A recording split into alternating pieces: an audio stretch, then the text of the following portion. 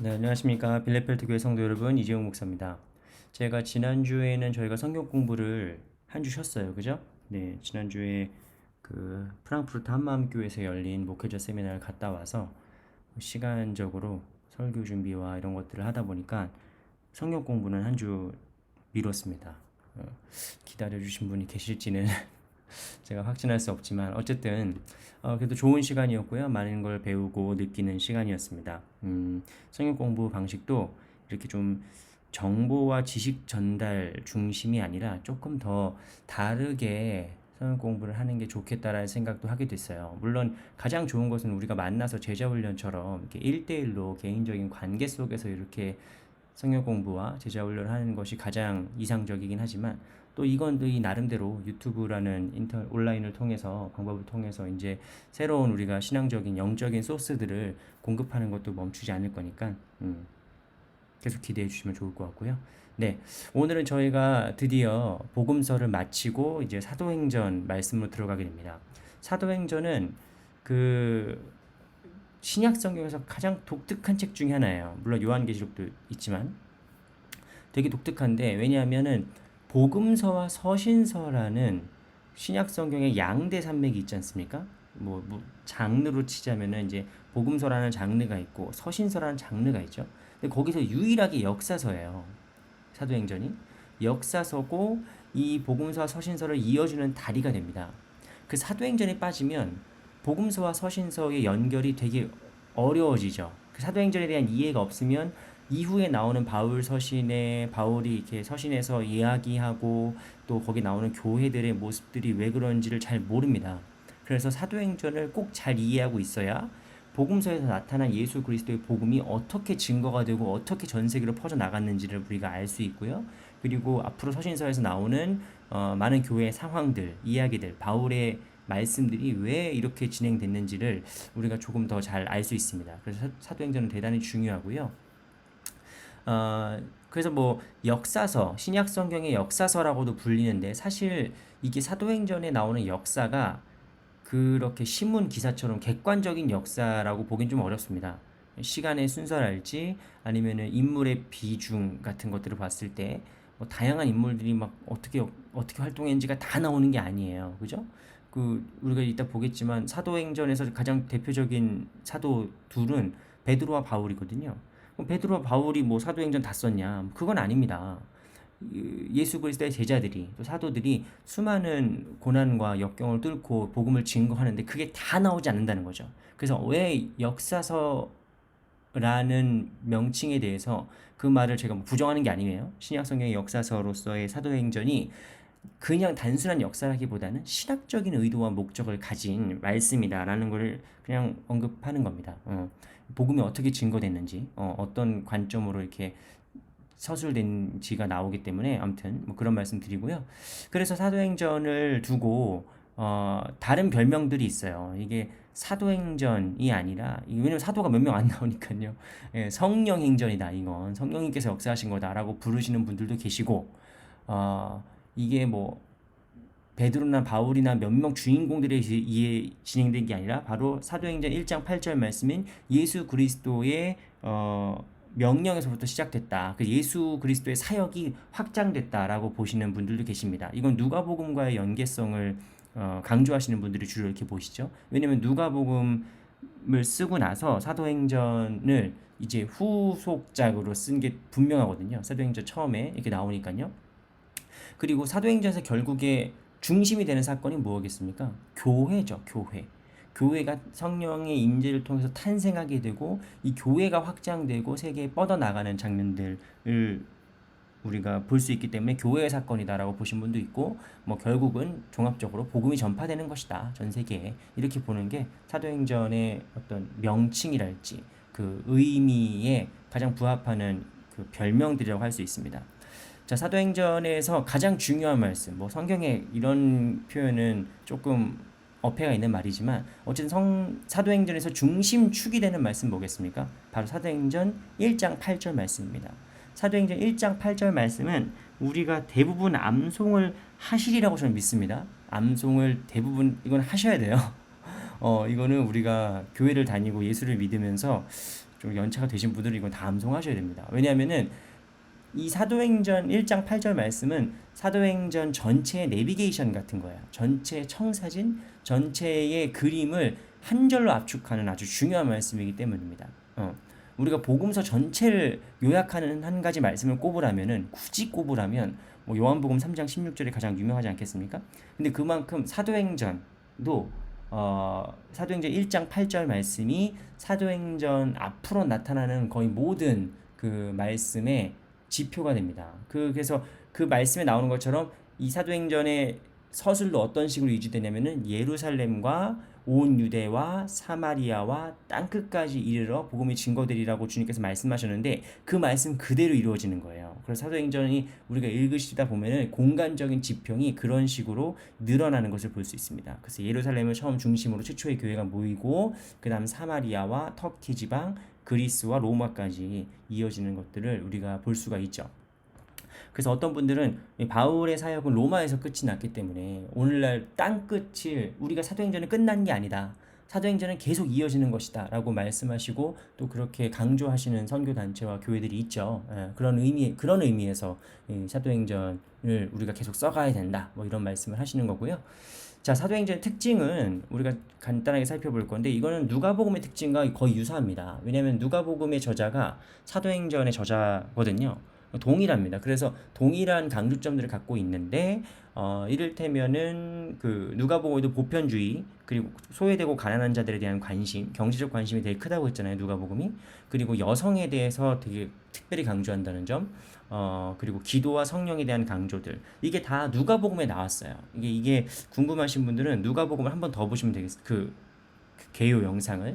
개론 영상 한 번 더 보시면은 누가복음에 이런 측면들이 나왔는데 사도행전에도 그대로 반복된다. 이 주제가 이런 것들 우리가 보실 수 있습니다. 그래서 요거는 그냥 가볍게 넘어가면 될 것 같고요.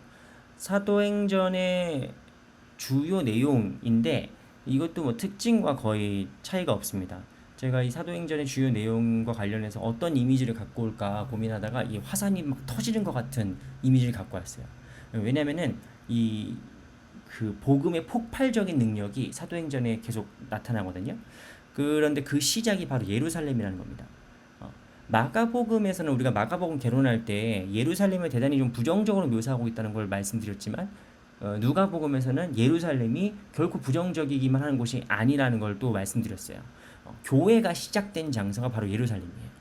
유대교의 성전이 있는 곳이기도 하지만 누가가 봤을 때 교회가 시작된 장소 그리고 선교가 시작되는 건 물론 안디옥 교회지만 선교의 결과 선교의 보고가 이루어지는 것은 언제나 다시 예루살렘입니다. 예루살렘이 모든 교회의 모교이기 때문에 그 교회로 하나님의 선교가 어떻게 진행되는지가 계속 보고가 되고 취합이 되는 거죠. 그리고 다시 퍼져나가는 거죠. 그래서 예루살렘이 사도행전에서 되게 중요한 위치이고요. 그 다음에 우리가 사도행전을 볼 때 필연적으로 어쩔 수 없이 이제 인물 중심으로 볼 수밖에 없습니다. 그러니까 베드로의 설교나 뭐 스데반 집사의 순교나 고넬료의 개종이나 뭐 바울의 선교 여행이나 뭐 이런 것들을 우리가 쭉 보겠지만 사실 이 사도행전에 나타나는 그 수많은 인물들의 그 배후에는 뒤편에는 이 선교를 가능하게 한 힘은 그들의 인격이나 인성이나 열심이 아니라 바로 성령님의 역사라는 것을 우리가 꼭 기억해야 됩니다. 교회의 확장은 선교의 확장은 바로 성령님에 의해서 예루살렘과 사마리아와 유럽과 땅끝까지 이르는 그 성령님의 사역이 이렇게 면면이 흐르고 있는 거죠. 사도행전 그 밑에 쭉 깔려 있는 거죠. 그리고 우리가 보통 많이 초대교회로 돌아가야 된다, 초대교회로 돌아가야 된다 얘기할 때 그 초대교회로 돌아가면 뭐가 이루어진다는 거예요 도대체? 그런 게 궁금하지 않습니까? 그런데 왜 초대교회로 돌아가야 되느냐? 사도행전에 나타나는 교회의 모습이 성령이 임재한 뒤에 그 교회가 바로 그 성령이 임재한 뒤에 성령이 충만한 교회의 모습이 바로 교회의 참된 모습이기 때문이에요. 오늘날 뉴스에도 보도되고 사람들이 욕하고 손가락질하는 교회의 모습은 교회의 참된 모습이 아닌 거죠. 오염되고 타락한 모습인 거죠. 그런데 언제 우리 교회가 참된 교회가 될 수 있느냐? 훌륭한 목사님이 부임하거나 뭐 우리 교회에 돈이 많거나 교인들이 많아지면 교회의 참된 모습이 드러나는 것이 아니라 바로 성령이 충만할 때에 교회의 참된 모습이 드러나게 된다라는 것이 사도행전에 나타나는 교회의 모습입니다. 그래서 우리가 우리 교회의 방향을, 우리 교회뿐만 아니라 이 땅의 교회들의 방향을 잃을 때마다 우리가 항상 나침반을 다시 돌려야 되는, 다시 방향을 잡아야 되는 교회의 모습이 바로 초대교회인데, 그 초대교회가 사도행전에 나타나 있죠. 사도행전에 나타난 교회는 바로 성령에 의해서 참된 모습이 드러난 교회입니다. 그리고 이제 우리가 앞으로 살펴보겠지만 사도행전에서는 유대인과 이방인이 차별 없이 복음을 받고 또 그들이 또 복음을 증거하는 그런 적극적인 선교의 모습을 갖고 있죠. 그리고 복음이 이제 아주 이 화라산처럼 폭발적으로 이렇게 전파되는 것들을 볼 수 있습니다. 베드로가 한번 설교하니까 막 3천 명이 회개하고 전 세계로 온갖 막 진짜 목숨의 위협과 막 진짜 그런 어려움 속에서도 복음을 증거하는 바울과 같은 그 사람들이 있었기 때문에 이 교회가 이 전 세계로 복음, 예수 그리스도의 복음이 전 세계로 전파되는 그런 모습들이 사도행전에 나타나죠. 그래서 사도행전을 읽으실 때 성경책 뒤에 보시면 여러분들 한국어 성경에서는 어지간하면 다 있을 건데 성경책 뒤에 보통 지도가 나오거든요. 이 지도가 선교 여행, 바울의 선교 여행을 보통 그려주는 지도입니다. 인터넷에 찾으시면 더 자세한 지도들도 있지만 보니까 요즘 이단 자료들이 많아가지고 인터넷을 쉽게 찾아보시라는 말은 좀 못하겠어요. 근데 어쨌든 성경 뒤에날지 아니면 그런 믿을 만한 성경 지도들을 이렇게 보시면서 성경책 읽으시면은 이게 정말 목숨을 건 여행들이거든요. 그런 것들을 조금 더 보실 수 있을 겁니다. 자, 어쨌든 사도행전은 성령행전이고 성령님께서 역사하신 것이다 라고 말씀드리긴 했지만, 그럼에도 불구하고 현실적으로 인물이 있죠. 성령님께서는 사람을 통해서 역사하시니까 사도행전의 핵심적인 인물은 물론 뭐 여러 명이 있지만 베드로와 바울을 빼놓을 수가 없습니다. 실제로 사도행전의 전반부와 후반부를 담당하는 뭐 주연 같은 사람들이 베드로와 바울이죠. 이 사진은 이제 제가 찍은 건 물론 아니지만 베드로 성당, 성 베드로 성당, 로마에 있는 성당 앞에 있는 조각상입니다. 베드로가 열쇠를 갖고 있는 왼쪽에 있는 사람이고요. 바울이 검을 들고 있는, 말씀의 검을 들고 있는 바울의 상입니다. 베드로는 이제 사도들의 대표죠. 예수님의 수제자면서 사도들의 대표입니다. 베드로는 기적을 행하고요. 또 그 베드로가 성령 충만 이후에 최초로 했던 그 설교가 바로 초대교회의 핵심, 선포의 핵심, 그러니까 캐리그마라고 하는데, 교회의 선포를, 캐리그마의 핵심을 담당하는 설교고요.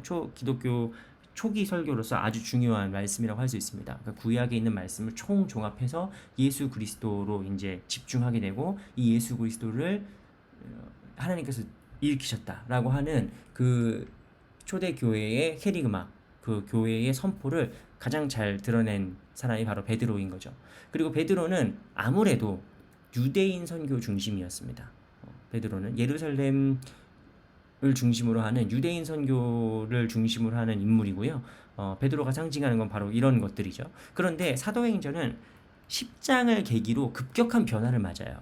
10장에 누가 나오냐? 고넬료의 이야기가 나옵니다. 백부장 고넬료가 있는데 이제 어느 날 환상을 통해서 하나님께서 베드로에게 보여주시죠. 부정한 음식들을 먹어라. 베드로가 저는 그런 거 못 먹습니다 라고 얘기했는데, 하나님께서 하나님이 정하다고 하는 걸 왜 네가 부정하다고 하냐 라고 이 말씀하시면서 꿈을 탁 깨요. 그 환상을 딱 깹니다. 그때 베드로가 그 받아들인 소식이 바로 고넬료라는 백부장이 베드로를 보고 싶어 한다는 겁니다. 그래서 베드로가 이방인인 그에게도 가서 복음을 증거하게 되고, 고넬료가 예수 그리스도의 복음을 영접하게 되죠. 이 사건이 사도행전의 분기점 중에 하나예요. 물론 어떤 분은 뭐 스데반의 순교다 뭐 이렇게 보시는 분도 있는데, 더 많은 분들이 10장에 나타나는 고넬료의 전도 이야기가 바로 사도행전의 전환점, 급격한 전환점이다. 왜 전환점이냐? 유대인 중심의 선교에서 이제 이방 중심의 선교로 전환되기 때문입니다. 그래서 주인공도 달라지죠. 주인공이 이제 더 이상 베드로가 아니라 바울이 됩니다. 바울도 역시 기적을 행하는 자고요. 그리고 기독교 신앙과 신학을 정립한 최초의 선교사이자 또 신학자로서 바울이 없이는 사실 기독교가 거의 불가능하죠. 물론 하나님께서 다른 사람을 또 쓰셨겠죠. 또 훌륭한 사람을. 하지만 사도 바울이 그 역할을 감당했다는 거. 그 엄청난 사람이고요. 그런데 바울과 베드로의 가장 큰 차이점은 바로 이방인에 대한 선교의 문제입니다. 베드로가 이방인 선교를 안 한 게 아니죠. 베드로가 이방인 선교에 대해서 부정적으로 여긴 게 아닙니다. 그런데 실제적인 행동과 삶에서 사역에서 베드로는 유대인 중심이었지만 바울은 이방인 중심이었습니다. 물론 바울이 나중에 1차 선교 여행을 끝내고 나서 예루살렘 교회로 와서 이제 선교 보고를 할 때 그 선교 보고를 옹호하고 두둔하고 이제 그 바울의 사역을 인정해 준 사람이 베드로예요. 그래서 둘이 뭐 경쟁자라는 뜻이 아니고요. 둘 다 중요한 사도행전의 가장 중요한 주인공들이지만 어쨌든 핵심적인 사역의 그 영역이 유대인이냐 이방인이냐 이런 차이가 있다라는 것을 말씀을 드리고 싶습니다. 자, 이제 마지막으로 바울의 이제 후반부가 사실 더 긴 부분이 바울의 선교 여행을 다루고 있어요. 바울의 사역. 이건 뭐 단순히 바울이란 한 사람, 영웅적인 사람을 부각시키는 게 아니죠. 바로 성령님의 그 사역, 역사, 그리고 예수 그리스도의 그 말씀이 어떻게 성취되고 있는지를 누가복음이 보여주고 싶은 거예요. 바울은 이제 다메섹 도상에서 예수 그리스도를 만난 뒤에 이제 그 복음의 아주 열성적인 수호자가 되죠. 수호자가 되고 바울이 이제 아라비아에서 몇 년인지는 몰라요. 몇 년인지는 모르는데 어쨌든 뭐 어떤 분들은 주로 3년이라고도 많이 하십니다. 뭐 그래서 신학교 배우는 신대원 기간이 3년이라고 이렇게 말씀하시는 분도 계신데 어쨌든 바울이 아라비아 광야에서 3년간 이제 복음을 묵상하고 또 사역을 하면서 이제 안디옥 교회를 중심으로 이제 선교 여행을 떠나게 됩니다. 바울과 바나바와 같이 이제 안디옥 교회를 중심으로 선교가 시작되는 거죠. 최초의 선교가. 그래서 안디옥 교회는 이방 선교의 교두보예요. 우리도 다 원래 구약의 관점에서 보면 다 이방인들 아니겠습니까? 우리 다 이방인들이고 우리도 뭐 그쵸? 다 이스라엘 백성들이 아니니까요. 그런데 우리가 다 하나님의 백성이 된 그 이방인 선교의 최초의 그 교회가 바로 안디옥 교회인 거죠. 그래서 선교의 모교회다. 세계 교회의 모교회가 바로 안디옥 교회다라고 하는 말이 있을 정도로 안디옥 교회는 대단히 중요한 교회입니다. 그래서 이 안디옥 교회를 중심으로 이제 1차 선교 여행을 가게 되는데 이 그림이 이게 좀 잘렸네요. 그죠? 1차 선교 여행, 2차 선교 여행, 3차 선교 여행을 다 보시면은 이게 원이 더 커지는 모습을 볼 수 있어요. 원이 더 커집니다. 계속 커지는데 아무튼 이게 이렇게 그림만 봐서는 우리가 잘 모르겠지만 이런 성경 사진들, 성지 답사를 갔다 오신 분들의 사진들을 보면은 이게 보통 험난한 길이 아니에요. 지금 가도. 특히 이제 1차 선교 여행 같은 거 보시면 키프로스 파란색 선이거든요. 안디옥에서 파란색 선을 따라서 살라미로 가고 이제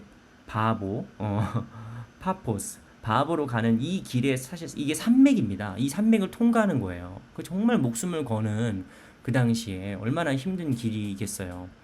바울의 선교 여행은 언제나 개종자와 함께 격렬한 반발을 이제 일으킵니다. 유태인들의 격렬한 반발을 일으키고 많은 갈등과 역경이 있고 하지만 그 안에서도 열매가 있는 모습으로 나와요. 그래서 1차 선교 여행은 이제 키프로스, 구브로를 중심으로 해서 이렇게 쭉 돌아가는 여기 안디옥 위에 있는 안디옥까지 쭉 돌아가서 이 예루살렘에 보고를 하러 오죠. 예루살렘 공의회가 15장에 나타납니다. 그래서 선교 보고를 하고 이방인들에게 예수 그리스도의 복음을 증거하는 것이 이제 허용이 되고 인정이 되는 장면이 나와요. 그래서 더 큰 자신감을 가지고 2차 선교 여행을 시작하는데 뭐 이때 또 뭐 바나바와 또 바울이 다툼을 잇게 되고 뭐 이런 일들이 있긴 하지만 이때의 중심은 이제 소아시아를 선교하는 거였어요. 소아시아, 오늘날 이제 터키 지역 이쪽을 이제 선교하는 목표를 가지고 있었으나 성령님께서 이제 마케도니아 사람이 이제 유럽으로 부르는 환상을 보여주심으로써 선교의 방향이 유럽으로 틀게 되는 거죠. 그래서 이때 세워진 교회가 이제 빌립보 교회, 데살로니가 교회, 베레아 교회 이런 교회들이 세워지게 되는 겁니다. 그리고 사도 바울이 아테네까지 들어가서 이제 거기에 있는 수많은 철학자들과 기독교의 복음을 변증하게 되고요. 물론 되게 큰 성과는 없었어요. 되게 큰 성과는 없었고 많은 사람들이 이제 부활을 비웃고 말이 되냐 이렇게 막 철학자들이 복음을 비웃는 그런 장면들이 나오지만 어쨌든 아테네에서 예수 그리스도의 복음을 변증하는 모습과 또 고린도 교회가 이제 개척되는 모습들을 볼 수가 있습니다. 그리고 이제 3차 선교 여행은 에베소를 중심으로 머물러요. 에베소에서 2년 정도 목회를 하는데요. 매일 두란노 서원에서 그 당시 고대 세계에서 가장 큰 그 서원이었는데 도서관이었는데 그곳에서 이제 매일 말씀에 대해서 가르치고 강론을 하는 장면이 나옵니다. 그런데 그때 얼마나 힘들었는지 사도 바울이 막 죽고 싶었다라고 나중에 서신서에 나와요. 너무 힘들고 힘에 부치도록 심한 고난을 받았다. 매일 거의 막 살해 협박에도 시달리고 막 그런 모습으로 바울이 3차 선교 여행 중에 그런 어려움들을 겪습니다. 그리고 이제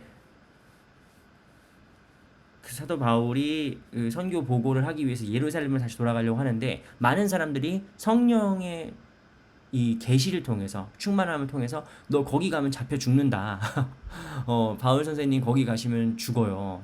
잡힙니다. 체포당하셔서 이제 죽습니다라는 그 말을 하거든요. 그럼에도 불구하고 사도 바울이 나의 달려갈 길과 내가 받은 이 복음의 사명을 증거하는 일에 내 목숨을 아깝게 여기지 않는다라는 유명한 말씀을 신앙인의 출사표 같은 말씀을 얘기하면서 예루살렘으로 돌아오게 되고요. 그 결과 결국에 체포당하죠.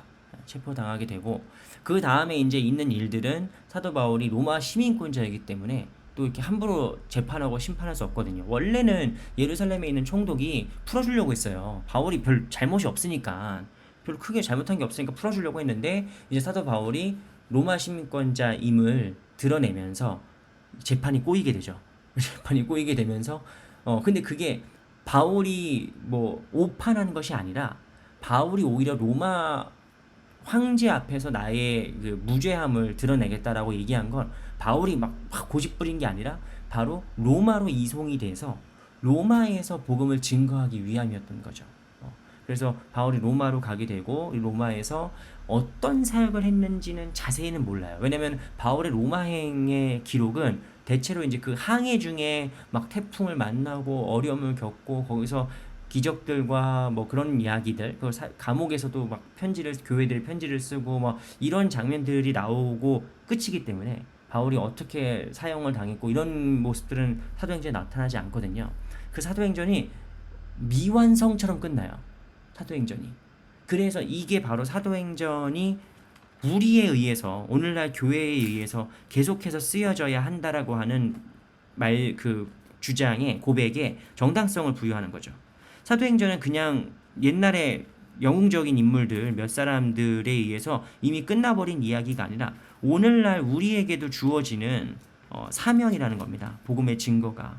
그래서 특히 오늘의 교회에서 이제 액츠 29라고 해서 그 사도행전의 역사를 우리가 이루어 가자라고 많이 강조를 했는데 뭐 그런 캠페인에 대한 뭐 이름이나 뭐 그런 것들을 떠나서 우리 모두가 가져야 될 마음인 거죠. 하나님의 선교, 이 복음에 우리에게 맡겨진 이 복음의 위임이 우리가 아직도 예수 그리스도 알지 못하는 사람들, 복음을 듣지 못하는 자들에게 증거하고 또 그렇게 살아내는 그런 것이 바로 우리 모두의 우리 이 시대의 모든 교회의 사명이라고 할 수 있습니다. 사도행전 28장 마지막 절은 어떻게 끝나냐면요. 하나님의 나라를 전파하며 주 예수 그리스도에 관한 모든 것을 담대하게 거침없이 가르치더라. 이렇게 끝나요. 바울이 이제 그렇게 하나님 나라를 전파하며 주 예수 그리스도에 관한 모든 것을 담대하게 거침없이 가르치더라. 이 말씀이 이 시대 교회의 모토가 돼야 돼요. 교회의 주제가 돼야 됩니다. 그래서 이 선교 사역, 선교에 대한 사명, 담대함, 거침없이 가르치는 이 사역들이 공격적인 선교를 얘기하는 게 아닙니다. 꼭 무슨 막 되게 공격적이고 무례한 선교를 하자는 게 아니라 교회가 가져야 될 복음에 대한 자세인 거죠. 어느 순간부터 많은 교회들이 복음을 부끄러워하고 그저 젠틀하고 나이스하고 점잖은 그런 교회에 머무르려고 해요. 근데 사도행전은 그런 우리를 흔들어 깨우는 말씀입니다. 하나님의 나라의 복음을 증거하기 위해서는 내가 비록 죄인 감옥에 있을지언정, 내가 죄인 된 신분을 묶여 있을지언정, 우리가 돈이 없고 사람이 없을지언정 담대하게 거침없이 가르치려는 그 막 열정이 불타올라야 된다는 거죠. 근데 그 열정은 우리가 뭐 아자아자 해서 생기는 게 아니라 성령이 충만해야 되는 거야. 그 사도행전은 아무리 봐도 우리 교회가, 우리 빌리필드 교회뿐만 아니라 이 시대 모든 교회가 꼭 간직하고 꼭 되새겨야 되는 말씀인 것입니다. 그래서 이제 우리가 사도행전을 끝으로 이제부터 계속 서신서를 보게 될 텐데요. 이 서신서가 바로 이 사도행전에 나오는 이 열정, 이 파토스를 가지고 읽어야 되거든요. 담대하게 거침없이 복음을 증거하려는 사도들의 열정이 나타나는 서신서이기 때문에 이 열정을 가지고 우리가 말씀을 읽는다면은 더 살아있는 말씀으로 우리가 읽을 수 있지 않을까? 그렇게 생각합니다. 자, 그러면 사도행전 말씀은 우리가 오늘 여기서 이만하고요. 돌아오는 주일은 이제 추수감사절이자 동시에 또 추석입니다. 돌아오는 주일날 많은 분들이 함께 모여서 우리 같이 예배드렸으면 좋겠고요. 다음 주에 드려지는 헌금은 우리가 전에 사도행전의 교회를 본받아서 우리 교회도 힘들고 돈 없지만 전액 선교 헌금으로 우리가 드리려고 합니다. 그래서 많은 분들 이 사도행전의 마음을, 사도행전적 교회의 마음을 품고 우리가 이렇게 하나님 말씀을 더 담대하게 거침없이 증거하기로 결단하는 그런 우리 교회가 다 됐으면 좋겠습니다. 네, 감사하고요. 그럼 우리 다시 주일날 뵙겠습니다.